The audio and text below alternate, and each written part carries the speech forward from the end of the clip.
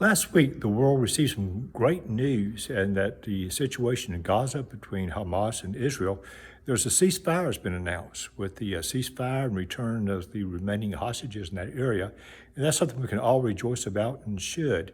And all have prayed about and prayed for world peace. We recognize it's only the first step in many long, probably difficult steps that will come about, but we rejoice for what has happened thus far.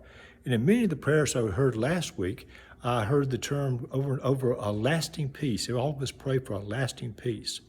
Welcome to one of our videos from St. Mark's Episcopal in Dalton, Georgia, and all those join us on other social medias. Ironically, lasting peace is not a phrase that's actually mentioned in the Bible, although we certainly have that concept there. It goes all the way back to the Old Testament with the word shalom, which means peace or wholeness or completeness.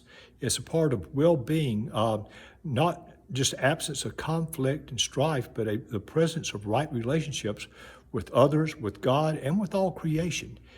Peace comes from God and not from human effort, we're told. Well, Thomas Aquinas also made some good observations about lasting peace, although he didn't quite use that term.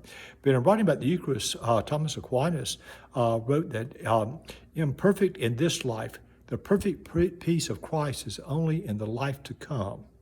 And he continued, everlasting spiritual peace that begins here and is completed there, meaning it'll be completed in heaven. It is not fleeting. It is not a feeling of calm, but participation. That's a key word, participation in the peace of Christ. So lasting peace is our participation with God to bring that in there.